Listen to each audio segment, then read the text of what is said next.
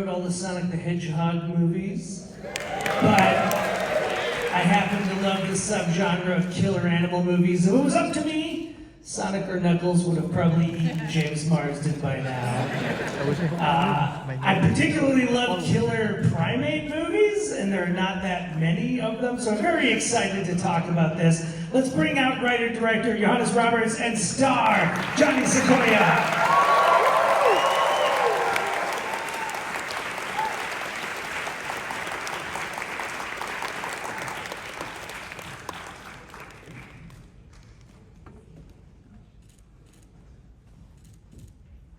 How did that play for you two? If I could take this audience and go everywhere with it, you guys are wonderful. You guys are fantastic, yeah. Truly. Thank you. I always so say, fun. Beyond Fest audience, it's like it's the 10th anniversary and they've seen it like 8 times and they cheer for everything. Be honest, let's start with you. I mean, you already did 40 centimeters down and said, Jaws is my favorite movie. You found a way to make a great shark movie, which we all know is hard in the wake of that. Where did this idea even come from? Why did you choose to go primate? I wrote this before 47. I wrote it 15 years ago. And my mum had a swimming pool in England. And I was just sitting there and I just watched, my mum had a dog, and the dog was just running around the swimming pool, round and around and around. And I was like, do you know what, there's something, what if you could get out of the pool? So I wrote it as Cujo with a swimming pool. And then it was, I just moved off, I did 47, and that, was my life sort of different ways. And then this guy, Bradley, who I think is here in the audience tonight, picked it up. I still don't know where, we've never really spoken about it, but one day he just had this script and said, can I option it? And I was like, yeah, go for your life. And then it sort of, over the 5 years, just took a life of its own. It changed from chimpanzees, changed from dogs to chimpanzees, or a chimpanzee. And then then became its thing. So yeah, it's had a very, very strange, like you could write a book on its journey. But yeah, it's so fucking great to see it up on the big screen and see the reaction. It's a movie for a big screen, for people coming together and screaming and shouting and laughing and everything, and it's so great. It's super happy. And I do want to circle back to the Cujo of it all, because you mentioned that. But let's talk a little bit about just that was a person in the suit, right? Am I? Yeah, he's a 5-foot Colombian guy called Miguel. I would love to hear from both of you, Yeah. I guess this is a multi-part question. It's the decisions of why you went person in a suit versus CG. I assume probably real animals were never really a question. But even building off of Johannes', although again, I'm wearing a shock in my hat. If you people haven't seen that movie, you want to see a baboon losing its mind. It's terrifying. I understand why you guys didn't want to do that. But then for you, Johnny, even after Johannes just talked about what it's like working with the man in the suit. I think Johnny will probably talk to you a little bit about it, but for the reasons that Johnny will probably say, it's the reasons we went practical with it, in that it felt like any of the limitations that you would get with it being a guy, the other side of it, practical, you could get, it's about, the thing that I think for me makes this so much more interesting to watch as a movie, is he's a little shit. He's a real little shit. And that, you can't get that from VFX. You have to have a personality there, and you have to get involved and engaged with him as a character. You have to, you have to see, he is, I think the tagline they have on the Paramount poster at the moment is almost human, and that's kind of the fun of it. And you needed to have the reality of it, and then to be able to, it was, I mean, you know, a different year, different time, this movie would never get made, but for some reason, like doing a full practical studio movie with jaws coming off and heads being crashed in, they went, yes. And then they sold Paramount.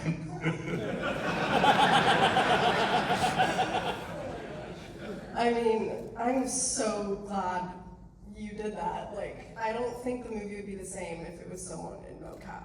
Like, Miguel brought so much to the performance, and yeah, as an actor, it's incredible, because you're working with another actor. I mean, it was definitely weird logistically, like, Miguel couldn't hear you when he was in the suit, because it's like a head that has animatronic sounds, so it was interesting because, like, our relationship with Ben and Lucy almost kind of became like this meta thing where once he was in the chimp suit, he was an animal. Like, he was fully doing the chimp thing, running around, so you kind of had to communicate with him in that way. And yeah, it was just so fun being able to work with Miguel because he brought so much to it, and you know, we got to sit down and kind of discuss, oh, like, what things would Ben and Lucy have done, you know, in their childhood that maybe he does now, even in moments where he's in his chaos, that kind of give Lucy hope. And so just being able to find things like that, I mean, we wouldn't be able to do that if it wasn't a real actor. So I'm so glad we did that. And it was crazy because I remember reading the script, I was like, how in the hell are they gonna do this? Like, I had the same questions that probably watching it, you're thinking. And I remember like getting on our first meeting and you just started pulling up like chimp masks and you're like, oh yeah, it's a person. And I was like, what? But yeah, I mean, it was a crazy experiment. I mean, it could have gone very, very badly wrong. Like, I mean, it's hard to sort of quite fathom how badly wrong it could have gone. I could be sitting here in front of you, but I wouldn't have come to watch the screen probably. But, I'm sure there's a lot of people who grew up with MVP, most valuable chimp. So that was the other way it could have gone, I suppose. Well, I mean, you mentioned talking with Miguel about it, because I was curious how much of it, because I know actors, you talk about, what if I did this, something like that. Is that how you treated Ben, or was he also kind of trying to surprise you at times with what he was doing to scare you, for lack of a better word? definitely a mix. Yeah. I mean, he was quite unpredictable. And so much of that was so fun as an actor because you're just genuinely responding. Like, the first scene that I ever saw Miguel as Ben was in the closet. That was our second day of shooting. And so watching him going around and smashing all this stuff, like, me and Vicky, who plays Kate, we were just in that closet genuinely terrified because we had no idea what he was gonna do. And also just seeing him in the full getup, I mean, it looks realistic in real life too. Like, it's really strange and very cool, but scary too. yeah, it had a real physicality to it.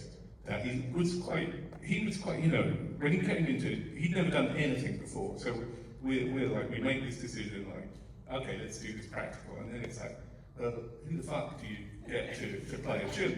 And we had done a test to get the movie financed.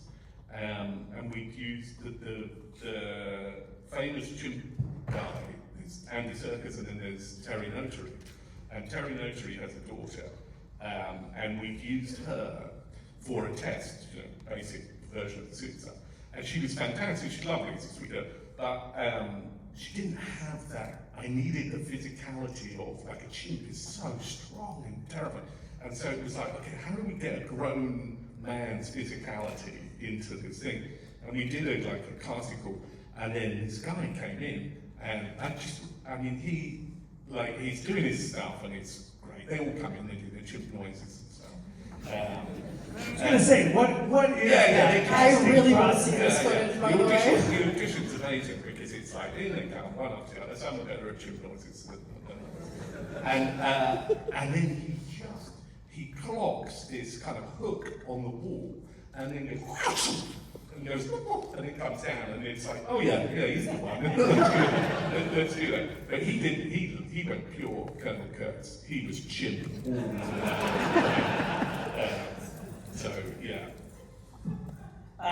I said I wanted to loop back to Cujo because I know you brought that up, and I'm curious what were the things you were drawing from that beyond the obvious? I'd say, I think the obvious thing with Cujo is the idea that Jaws, you don't feel bad for the shark at any point. Yeah. In Cujo, you feel bad for the chimp here. What were the lessons that you felt you could pull from that movie for this? I mean, we would definitely, the sort of sympathy thing, it's a really tricky thing, a really fine balance to make. I mean, there was a movie a couple of years ago called Beast that came out with the lions, and you ended up feeling really, like the bad lion, you feel really sorry for the lion, and it was a tricky one, and it was a problem definitely for Paramount when they were greenlighting the movie. So we never knew, I really liked the idea of something within your family pet, something you're super close to, turning on you. But we never knew until the first time we tested it. And then this guy behind me at the end, during the battle, gets up and goes, "Kill the fucking chimp!" And I was like, okay, yeah, I think we're okay. But yeah, it is a nerve-wracking thing to know, like how. To be honest, I feel really, Cujo, I feel, deeply. I love that movie so much, and I feel very, emotionally invested with Cujo and Sorry and all that kind of stuff. But with the chimp, because he's a shit. He is such a fucking asshole. That you kind of,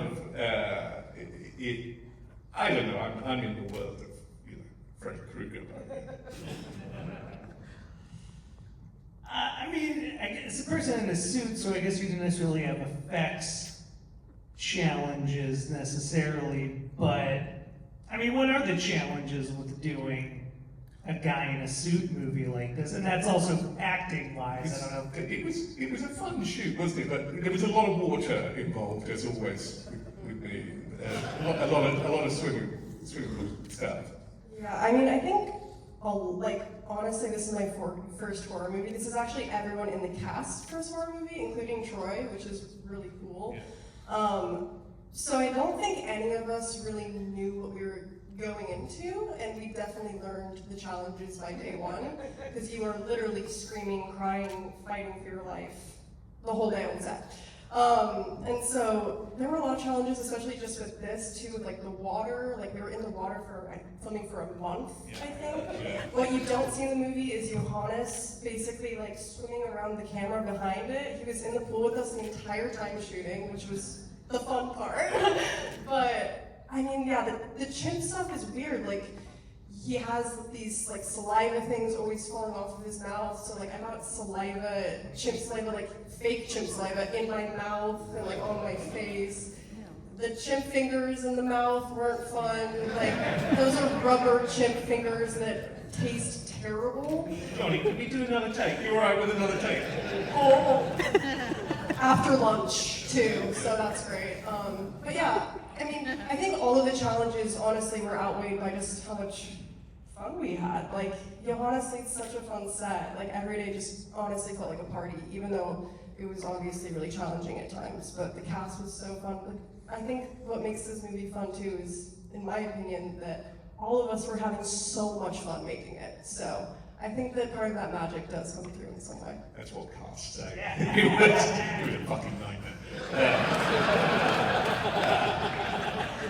This is our dynamic, fully. Do you know, in a sense, when you do the practical stuff like this, I mean, it's kind of, for a director, it's like with the shark movies, it's tricky a little bit. Sometimes I have a guy wandering around with a shark head swiveling around so he gets an idea. But it's really hard to direct the scenes. A lot of it you kind of direct in post. But with this, it was the challenge was shooting the chimp.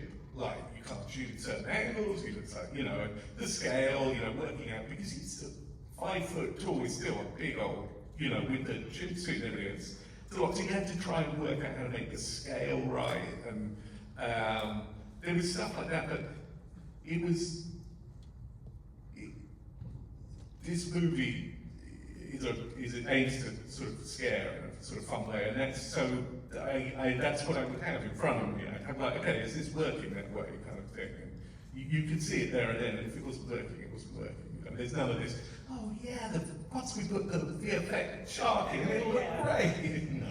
Was there any digital modification of his face? There's like a lot of like, we're taking wire work out, and there's like, we'll enhance like sometimes the like nose will like just little bits. There's bits and bobs in there where we're doing stuff, but it's kind of invisible VFX that we're just trying to, you know, sometimes you see some wires coming out of his back or whatever, like that kind of stuff. But as much as possible, everything was just like, you know, we just had an amazing millennium, just did an incredible job. They had different heads for different, you know, actions and different suits and stuff. It was a fun old experience. And what was the discussion with the studio about the gore? Because it's very gory. Were you encouraged to do it? Are we living in a post-Terrifier 2 world where they're like, that's what the audience wants? Yeah, do you know what? It's a weird one, and I don't know that I've got an answer for you, really. In that the movie we started making is kind of different to the movie we ended up with. And we were shooting, and it was always like a practical movie, and, you know, it just, the more we went on, the more it was just like, yeah, okay. There became a very definitive moment about midway through the film where it was kind of like, okay, you have to do what you do, kind of thing. And do you remember the moment where it was like, we're gonna open the movie with face getting ripped off? Actually, no, that's something I did afterwards, because the movie's so bonkers that it became very difficult for people to quite know where they were with the movie. So we put that at the beginning, and it sets, people are like, oh, it's that movie. You know, they get it, and it's a weird thing, like I'm in two minds, you know, sometimes I would have liked it, you know, where it happens, because you then, you know, I'm not necessarily a big fan of like 36 Hours Earlier, but it really is needed, and I'm not a huge cold open fan either, but it needed people to see the scale that the movie had gone up to, so they could go, oh right, okay, I understand, and they sat there, and they know it. Yeah, it's a weird There's one. no going back. Yeah, there's no going back. Yeah.